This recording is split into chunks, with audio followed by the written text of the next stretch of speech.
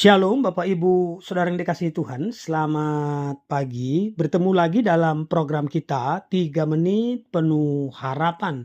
Pagi ini Bapak Ibu kita akan melanjutkan lagi pelajaran kita tentang 3 makna kata Jehovah Jireh.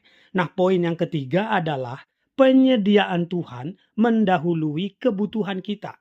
Kejadian pasal 22 ayat 14 katakan begini Bapak Ibu.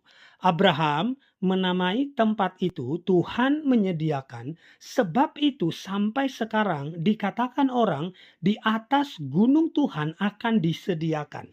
Nah, Bapak Ibu Saudara yang dikasihi Tuhan, saat mendengar nama Jehovah Jireh, kebanyakan orang langsung berpikir Tuhan akan menyediakan. Itu benar, namun ada makna yang lebih dalam dari itu, bahwa kata Jireh juga berarti Tuhan melihat.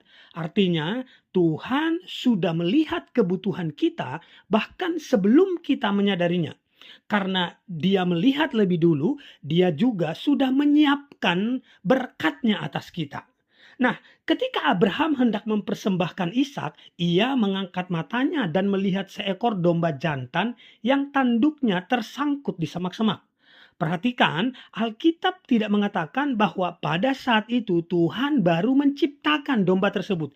Yang ditulis hanyalah bahwa Abraham baru melihatnya. Nah, fokus cerita bukan kapan domba itu datang, tetapi bahwa pada saat Abraham benar-benar membutuhkannya, penyediaan Tuhan sebenarnya sudah ada. Selama mata Abraham tertuju kepada Ishak, ia tidak melihat apa yang telah Tuhan sediakan. Namun ketika Tuhan membuka saat yang tepat, Abraham mengangkat matanya dan melihat bahwa korban pengganti itu telah tersedia. Nah, inilah gambaran indah tentang Jehovah Jireh. Tuhan seringkali sudah mempersiapkan jawaban sebelum kita dapat melihatnya. Hal yang sama terjadi di bagian Alkitab yang lain. Sebelum bangsa Israel kelaparan di padang gurun, Tuhan sudah menyiapkan mana dari surga. Sebelum Elia kekurangan makanan, Tuhan sudah memerintahkan burung gagak untuk membawakan roti dan daging. Sebelum Petrus membutuhkan uang untuk membayar pajak, Tuhan sudah mengetahui ada seekor ikan yang membawa mata uang di mulutnya. Nah, semua ini menunjukkan bahwa penyediaan Tuhan mendahului kebutuhan kita.